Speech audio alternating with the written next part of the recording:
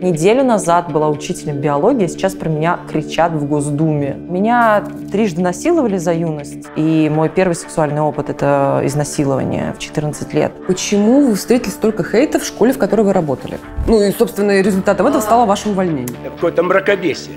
Средневековье. Я занимаюсь не курсами глубокого минета для подростков, и при этом у нас нет полового воспитания. И дети беременеют с 11 лет у нас в стране. Вот это прокладка. Именно так и говорили, да. Нет, оставь нетрогаемую вульву, допустим, да? Тема была настолько табуирована, что человек 2 дня думал, что он умирает, и ничего не говорил. Когда начинать половую жизнь?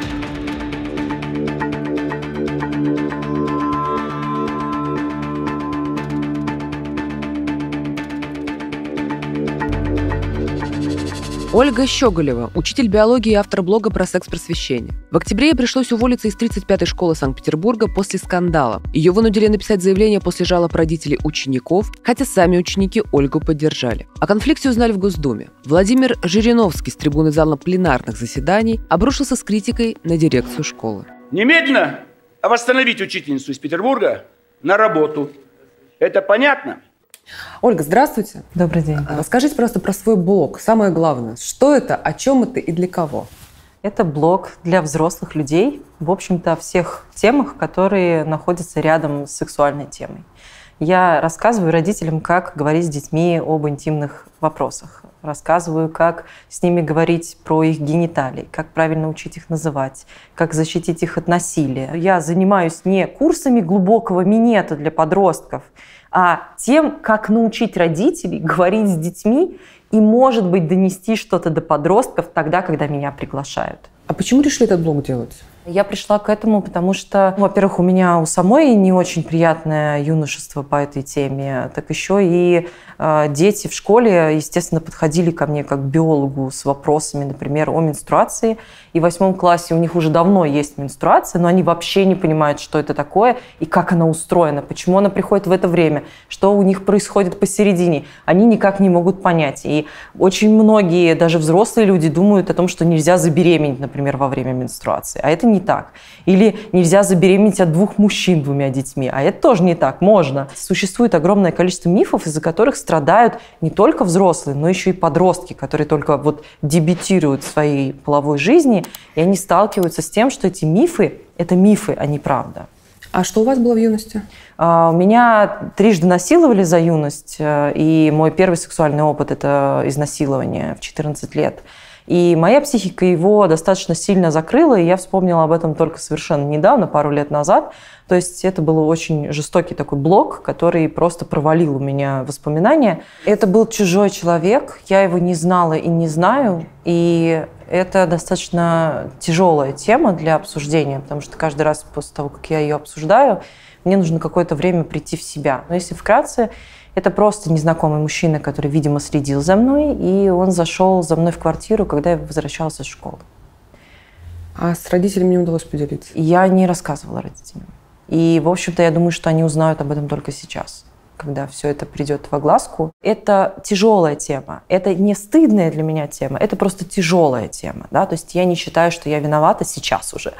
Да, и я могу об этом говорить, просто, это достаточно сложно. В общем-то, я думаю, как для любой женщины, которая это пережила. И моя юность была наполнена поисками любви, потому что мне не хватало любви от родителей, и, соответственно, я пыталась найти любовь везде, где можно. И это я осознала только тогда, когда начала заниматься психологией. Когда я в это погрузилась, я поняла, какие корни, проблемы на самом деле были у меня. И что на самом деле легко было это решить. И я бы не совершила много ошибок в своей жизни. Да? Я родила в 19 лет. Это очень рано. Я была не готова к рождению ребенка. Я была не готова к воспитанию. У меня был больной ребенок. Я родила его на 8 месяце. У него были проблемы с легкими. Оказалось, что у него еще есть ДВГ. И, в общем, все это вкупе очень сильно на меня надавило, потому что мне было действительно очень сложно. И некуда было пойти за помощью. И вот это все привело меня к работе в школе, на которой я начала смотреть на подростков, как, в общем-то, через них, через их призму на себя. И я поняла, что я вижу в них очень много того, что я пережила самостоятельно. И понимаю, как это можно исправить. И что на самом деле это исправляется просто половым воспитанием дома. Это исправляется доверительным отношением. И когда мы воспитываем ребенка, мы очень часто говорим ему: взрослых нужно слушаться. Слушай ее, потому что она взрослая. Вот эту тетю ей нельзя перечить, потому что она взрослая. Сейчас придет милиционер, тебя заберет. И то есть вот такие маленькие вещи, которые мы даже можем не замечать, но которые говорят ребенку: всегда слушай взрослых, не перечь. И ребенок к тому моменту, как если с ним что-то случится, он в голове думает: ага, во-первых, мама на меня ругалась, когда я ее спросила, что такое пенис, да, или как занимаются сексом, соответственно, на меня накричала, значит, это тема постыдная, ужасная, и про нее нельзя разговаривать. Или мама там била меня по рукам, если я себя трогал. Потом мама мне говорит: взрослым нельзя перечить. И ребенок, попадая в эту насильственную ситуацию, закрывается и молчит. И вот именно вот в этих маленьких моментах мы можем построить общение с ребенком по-другому, и тогда он придет и расскажет. И когда ребенок знает, как называются его половые органы, и он говорит, например, взрослому, который к нему пристает: нет, оставь, не трогай мою вульву, допустим, да, то взрослый знает о том, что, ага, если ребенок знает это слово, значит, он с кем-то его обсуждал, и для него это слово нормально, соответственно, ребенок придет и расскажет. То есть он строит, взрослый, такую цепочку, что, скорее всего, в этой семье эти темы обсуждаются. И, значит, с большей вероятностью его найдут и посадят. И это насильников пугает. Потому что, когда они давят на детей, большая часть из них молчит, потому что эта тема постыдная, табуированная и закрытая в семьях. И они боятся рассказать об этом.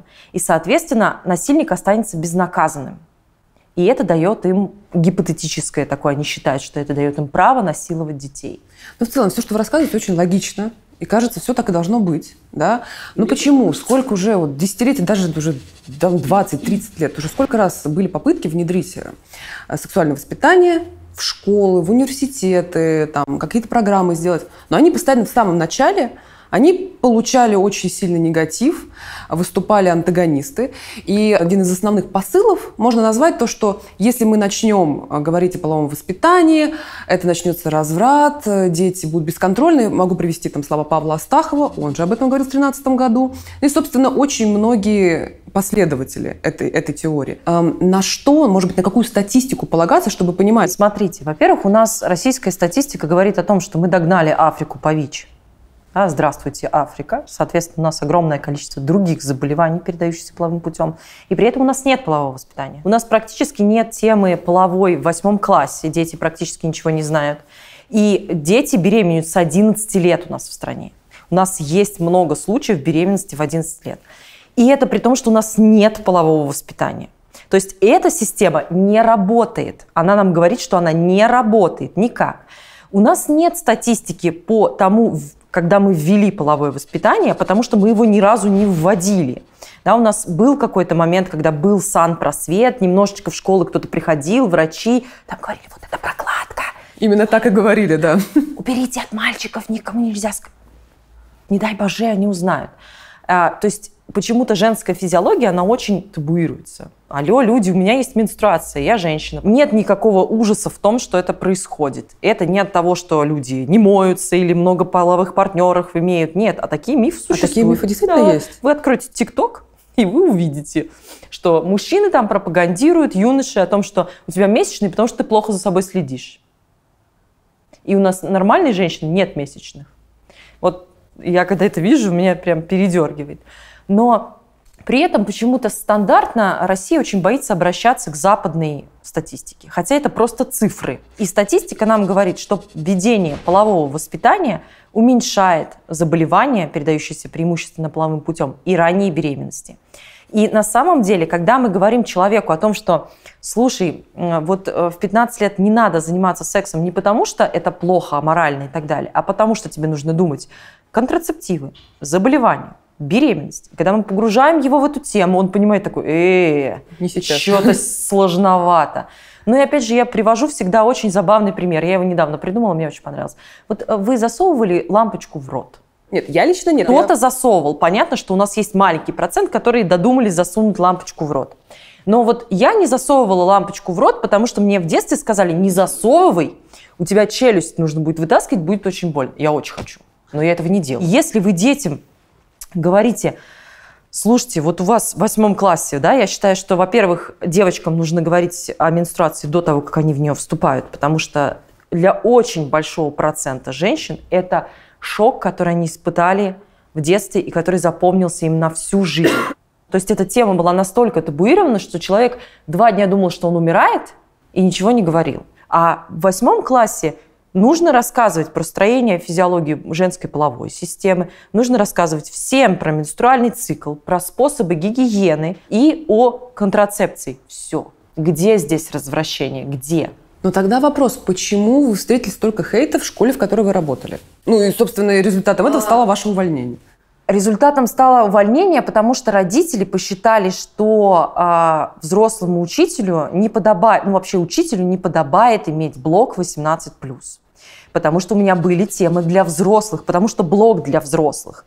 Но родители не умеют следить за своими детьми и контролировать их контент. Но на самом деле, кроме меня, там еще огромное множество других блогеров, у которого контент похлеще, чем у меня, потому что у меня контент все-таки с научным подходом. Да, есть такие картинки, рассчитанные на взрослых. Вы сказали, что вы смотрели мой блог. Да, да. Там про рак груди, про какие-то психологические аспекты воспитания детей, про то, с чем я сама сталкиваюсь. В конце концов, физиология половой системы, описание матки, яичников, зачем они, почему, как гормоны работают. Вы учите биологию? Да. Я преподаватель биологии, я биолог, да, как бы вот как открываю научную статью, переписываю человеческим языком. Пожалуйста, получите, прочитайте. А какой-то конкретный пост зацепил? А зацепило то, что мне предъявили, это был пост про рак груди, где я была в фотографии в бюстгальтере. Это нельзя. Да. Ну, дети же не выходят на улицу, не видят там билборды с полуголыми женщинами или не включают телевизор и видят там такое. Я, например, не включаю телевизор. Если вы предъявляете особые требования к учителям, медикам, там, я не знаю, кому еще, да, вот это несколько профессий, которые у нас имеют какую-то, почему-то должны следовать какой-то этической концепции, которая причем даже не прописана. Да, которой нет. Покажите правила, во-первых. Во-вторых, простите меня, если вы собираетесь контролировать мою жизнь вне работы, оплатите мне это. Ну, серьезно, почему я за 30 тысяч должна дома вести, не знаю, целомудренную жизнь и никогда не говорить слово «секс»? Нет, ну после, на самом деле, истории у нас в России, когда, ну я думаю, что вы в курсе, как преподаватель, да, про купальники и про учительницу, которая соревновалась в купальнике, и после этого ее тоже уволили. Но я, честно говоря, не сильно удивлена, что я вам тоже не претензии, удивлена, но по моему мнению, это просто бред. Но я так понимаю, что после этого поста вы все-таки договорились с завучем, но дошло до ректора. Да. Я договорилась с завучем, то есть завуч меня позвала. Сначала она предъявляла мне претензии по поводу моего расслабленного педагогического подхода, по поводу того, что я разрешаю детям выходить в туалет без спроса, пить на уроках, и прошу их называть меня без отчества, просто Ольга на «вы». Потому что мне так удобно. Я не считаю, что кто-то должен знать имя моего отца. Это была прелюдия к блогу. Это была такая прелюдия к блогу. А вот теперь расскажите мне про блог «Биология для взрослых по науке». Я такая, ну это мой блог про секс-просвет. Она говорит, зачем он вам? Я говорю, ну как бы нравится мне и считаю важным. Ну то есть я даже на самом деле не нашла сначала, что ответить, потому что я очень ответственно подхожу к этой своей деятельности. Мне кажется, она очень важная. И мы с ней разговаривали, она говорит, что вот родители типа против. Я говорю, я не буду ничего закрывать. Она говорит, вот, пожалуйста, хорошо, не закрывайте, уберите только вот этот пост. Я говорю, хорошо, я его переделаю. Я его переделала в тот же вечер и подумала, что все как бы разрешилось. Через 2 дня директор пришла в учительскую, извинилась даже передо мной. Через неделю я попала к директору опять с тем, что родители нажаловались на меня ректору. Что они выцеганили из моего блога различные картинки, предоставили это без, соответственно, без текстов, без всего, как будто бы я вот просто развращаю людей. Ну и, естественно, любое можно вытащить, да, из любого контекста можно вытащить все, что угодно, и получится катастрофа. И, ну, в ходе разговора стало понятно, что все считают это неподобающим поведением, что нельзя учителю вести такие блоги, нельзя говорить о взрослых темах, потому что дети могут увидеть. На что я говорю, что я же поставила ограничение 18+, они обманывают систему. Это они виноваты, их родители, потому что контроль контента – это задача родителей, не моя. Но вы все-таки решили сразу уйти? Бороться не хотелось? Тем более с учетом того, что за вас заступились. Да, дети повели себя просто фантастически волшебно. Я считаю, что это потрясающий человеческий поступок просто от души. С моей точки зрения, это даже не то, что не детский поступок. Не все взрослые такое сделают, потому что никто из взрослых за меня не заступился. Даже те, с кем мы, в общем, общались, и они говорили, что я правильно делаю, и поддерживали меня. Я написала заявление об уходе в этот же день, дети написали бумагу, подписали ее 4 классами, я стала думать. Ну, во-первых, я первый день, естественно, очень сильно злилась, меня это очень выбешивало, потому что я чувствовала несправедливость, потому что я делаю благое дело, я никого не развращаю, я с детьми по этому поводу не общаюсь. И дети начали говорить по поводу моего блога только когда это все вынесли родители. То есть если бы родители тихо бы со мной это разобрались, никто бы ничего не узнал. И мы с мужем несколько дней думали. На следующий день после этого инцидента я встретила завуча на улице, и она мне сказала, что ректор и директор остыли. И вы можете забирать свое заявление. Это уже когда Жириновский выступил? Нет, это вот было на следующий день после заявления, того, как я написала, то есть сразу же. После того, видимо, как дети написали бумагу, они остыли и сказали, что теперь можно забирать. И стало непонятно, сколько я буду работать, вот можно забирать. А потом, через сколько это опять начнется. А родителей удовлетворит то, что я закрою как бы в личный блог, или не удовлетворит. То есть медиация конфликта не была произведена никак. Я не видела родителей, я не знаю их требований, я не знаю, чем они возмущены, и не могу им помочь. И не знаю, что будет дальше. То есть я каждый день бы приходила на работу и думала, меня сегодня уволят или меня уволят завтра. А вот сегодня мне можно это выставить в сторис или мне нельзя выставить это в сторис? А если я расскажу про тампоны, это будет считаться плохим или не будет считаться плохим? И жить, и работать в таком состоянии я не вижу возможности, потому что это скажется на моей работе. Я не хочу плохо преподавать детям. Моя задача в этой школе была заинтересовать детей предметом и сделать так, чтобы они не нажирались никаких ядовитых грибов и ядовитых ягод. А когда это вылилось уже в скандал, можно сказать, практически федерального масштаба, вы удивились, что в Госдуме, наоборот, вас поддержали? Я была в ужасе. В ужасе? Это произошло в прошлый четверг, я была в Москве. Я была и так вот такая вот. И мне звонят с какой-то газеты и спрашивают, а что вы можете сказать про Жириновского? Я говорю, в плане про Жириновского. Я говорю, я сижу и думаю, что они хотят от меня? Чтобы я дала какой-то политизированный комментарий, и можно было за это зацепиться? Или что они хотят от меня выцепить? Потому что я теперь все время подозреваю, что кто-то от меня вот там вот что-то они хотят это все вот перемолоть и сделать как-то себе лучше. А в итоге мне говорят, что он сказал про меня в Госдуме. Я говорю, что он про меня в Госдуме? Я представляю себе эту картину, как сидит Госдума, Жириновский орет, как так всегда в своем. Я говорю, а что он про меня сказал? Он сказал, что мракобесие и средневековье. Я говорю, я мракобесие и средневековье? Это где это такое средневековье было? Что я рыжая или что? Они говорят, нет, он сказал, что ваше увольнение. Я впала просто в ступор, потому что я тут же открыла интернет, мне все начали это присылать. И я на это смотрю, что в Госдуме про меня что-то кричат. И я думаю, господи, как это произошло? Это какой-то сюр. Я неделю назад была учителем биологии, а сейчас про меня кричат в Госдуме. Она поднимает те вопросы, которые учителя должны поднимать. Нет, не хотят в школах вводить предмет, связанный с семьей, отношения, папа, мама, так сказать, все остальное. И учительницу, которая решила сама объяснять, увольняют. То есть это какое-то мракобесие, средневековье. Я до сих пор не могу отойти. Это очень странно. И это как в школе отреагировали? Никак, они мне ничего не звонили. Он что там требовал? Верните учительницу. Но из школы мне никто не звонил.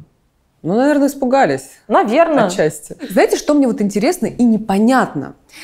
Все родители, взрослые, были детьми, подростками. Все прошли через пубертат, через первый секс. Все знают про там, как они скрывали от родителей свои вот эти вот вписки, как сейчас это называется. Почему, в какой момент происходит такое, что родитель превращается в человека, который не знает, что такое секс, что нужно просвещать своих детей, когда он сам понимает, что он с этим сталкивался? Что происходит? Где эта грань? Я не знаю. Ну, то есть для меня это самой загадка, потому что, видимо, вы знаете такую штуку, когда вот, например, родители с ребенком что-то делают не так в детстве. Они, например, на него часто кричат. Когда ребенок вырастает, он им говорит, вы на меня все время кричали. И они говорят, нет, этого не было. Да, и вот это такое. вот отрицание своих ошибок, оно очень впечатывается. И они в это даже очень верят, что этого не происходило. Это такой блок, видимо, я не говорю про всех, но у части людей это блок на свои ошибки. Вот они как-то к этому приходят, и почему-то они боятся. Они отрицают то, что у людей вообще будет сексуальная жизнь, а у наших детей будет секс. Ну, по крайней мере, я на это очень надеюсь. А вот еще такой момент. У вас блог 18+. Да. Там вы рассказываете в целом даже то, что хорошо бы знать подростку 15, там, 14 лет. Хорошо, как здесь поступать? Нужен блог для таких детей, но с какой пометкой? Как эту информацию, в общем, донести? Это очень сложно, потому что у нас есть закон о защите детей от травмирующей информации. И вроде как он распространяется на передачи, на СМИ, на фильмы, на что-то такое. Там есть пометка, что это не распространяется на научные данные. Но что понимать научными данными? Правоприменительной практики вроде как нет. То есть этот закон применяется крайне редко. Я вообще не знаю случаев его применения. И, я не юрист, да, возможно, они есть. Я просто с ними не сталкивалась. Я не могу ничего утверждать, но вот я конкретно не знаю. И когда мы об этом думаем, мы знаем о том, что к этому вопросу есть, к этому закону есть поправки. Есть поправки о том, что учителя, педагоги, то есть педагоги, психологи и медики имеют право нести научную информацию, но когда вы вроде выходите в блог, вы вроде как уже почти СМИ. Угу. И вот это все, очень оно мутная такое грань. Непонятное. И если бы кто-нибудь объяснил, как это работает, вот как вот это реально работает, окей, пожалуйста, объясните мне, я сделаю и подчинюсь правилам, которые есть. Хорошо, я просто не понимаю. Но в вашем случае, я правильно понимаю, вы это несете взрослому, у которого есть ребенок, да. и он этому ребенку объясняет. Да. У меня 18+, мало того, что стоит, у меня еще фильтр. То есть у меня очень многие люди, которые приходят, своих бывших я их отправляла вручную, да, и сейчас этим занимается моя помощница. Если она видит откровенно детские блоги, инстаграм-странички, она их блочит. Но мы же все прекрасно понимаем, что вступать в половую жизнь с 18 лет – это практически уже миф. Очень мало кто вступает в половую жизнь с этого возраста. Да, увы. Вам как кажется, я знаю, что вот вы недавно как раз об этом писали пост, вас на лекции спросили, да, когда начинать половую жизнь? Вам как кажется, какой вот сейчас средний возраст? И этот возраст, например, нормальный. Ну и получается, что с этого возраста нужно как-то детей просвещать, а не то, что они вступят и через 5 лет... Но у нас есть возраст согласия, он существует, это 16 лет. То есть у нас вообще нет закона, который запрещает детям секс. У нас есть закон, который запрещает детям заниматься, точнее, разрешает детям заниматься сексом до 16, вот до 16 плюс до 16, с 16 до 18, и нельзя выходить. То есть 16-летний ребенок не может заниматься сексом с 14-летним, и 16-летний ребенок не может заниматься с 19-летним. Это противозаконно. И с 18 и дальше. То есть вот эти 3 временных промежутка, которые регулируются законом. Но секс не запрещен. И если вы что-то разрешаете, дайте информацию, как защититься от болезней. В конце концов, я не могу контролировать сексуальную жизнь своего ребенка, я не могу посадить его под замок. И нам говорят, вот, раньше было лучше. Раньше девочек в 12 лет замуж отдавали, и они рожали первого ребенка в 12 лет. И это было официально, законно. О каком раньше мы говорим? Да? Когда девочка может забеременеть сразу, когда у нее начинаются менструации. Давайте вернемся к этому. Мне кажется, это перебор. На самом деле у меня нету такой четкой границы возраста, вот конкретного. По закону 18 вроде как. Но я считаю, что ребенок к тому моменту, подросток, это даже уже не ребенок, это подросток, это молодой взрослый, когда он хочет вступить в половую жизнь, он должен быть осведомлен о всех последствиях. Обязательно. О заболеваниях, как они передаются, как их можно получить, как от них защититься, как сходить к врачу.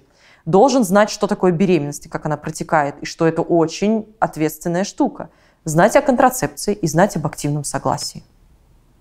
И, конечно же, знать физиологию другого человека. С какого возраста надо ребенку рассказывать про секс? Вообще про секс обычно нужно рассказывать тогда, когда ребенок спросит. Вот конкретно про секс. Как я появился? Как я появился в разном возрасте разное. Потому что, когда к вам подходит 4-летний ребенок, вы не будете ему так... Вот это вот сюда, это вот сюда. Так не делается. Это делается все постепенно. Детям маленьким не нужны подробные ответы, но им нужны правдивые ответы. На чем я все время настаиваю. Всегда говорите правду. Не тебя принес аист. Знаете, откуда эта история про аистов? Нет. Аисты – злобные животные. Они жрут маленьких зайчат весной, а зайчата кричат, как дети. И вот когда аист летит, и у него в клюве зайчонок, звучит это, как будто бы он несет маленького ребенка. Что думает ребенок, когда вы ему говорите: ты рос у меня в животике? Вот 4-летний маленький ребенок. Он что в живот кладет? Еду. А потом он ее какает. И значит, он думает: ага, мама меня съела, а потом еще мною покакала. А про магазин. Это самые частые такие моменты. Да? Что мы делаем с детьми в магазине? Мы ходим и говорим: о, 2 шоколадки по акции, давай возьмем 2. Или: блин, у меня джинсы порвались, надо сдать по гарантии. Или: о, там акция, или можно вернуть сломанный товар, или можно вернуть испорченный товар. И мы им говорим: мы взяли тебя в магазине. Закрылся этот магазин. Была ли это акция? Меня взяли по уценке. Я был сломанный, или я уже сломанный, меня можно вернуть. И все это в голове вертится у ребенка очень интуитивно. А как бы вы объяснили? У папы есть клетка сперматозоид, у мамы клетка яйцеклетка. Когда они обмениваются ими, получается зигота. Если он спрашивает дальше, можно ответить ему дальше. Как она туда попала? Как папина клетка попала к маме? У папы есть специальный орган, он называется пенис, которым он кладет эту клетку. Но дети маленькие, 4-летние, у них нет никакого сексуального подтекста. Они не знают, что такое секс. Поэтому для них стронгилоцентротус, что вульва, что писька – это одинаковые слова. Им не важно. Да, там одно может быть посложнее выговаривать. Но на самом деле это одинаковые буквы. Они просто строятся в другое слово. Но для взрослых эти слова уже что-то значат.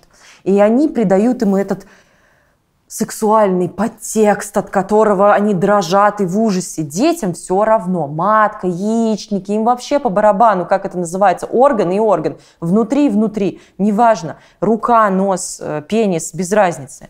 И воспитывая нормальное отношение к своим органам, мы воспитываем в них аккуратное отношение к себе, здоровое отношение к себе. И с возрастом эти объяснения, они усложняются, потому что детям недостаточно. Они будут спрашивать еще. И давайте вы им эту информацию, ничего с ними не случится. Они просто узнают, что это есть. И наоборот, вы можете объяснить им, что такое секс, потому что дети, когда с детского сада, они начинают уметь читать буквы. Они идут и видят секс-шоп. И они спрашивают: мама, что такое секс? И вот тут либо вопли, никогда об этом не говори. И вот это вот никогда об этом не говори, ничего не трогай, никогда вообще не затрагивай эту тему, ведет к тому, что дети потом не рассказывают про насилие, потому что это стыдно. А когда вы ему говорите, что это занятие 2 взрослых людей, которые им приятны, и после которого получаются дети, в зависимости от возраста, опять же, ребенка можно углубиться в какое-то более научное пояснение. Ребенок говорит: окей, взрослые люди, я не взрослый, все, окей. Все, я не взрослый. И потом, да, они могут спрашивать: а вы с папой занимаетесь сексом? Да, занимаемся, но мы взрослые, осознанные люди. И это делают только взрослые люди. Хорошо, взрослые люди, окей, я не взрослый.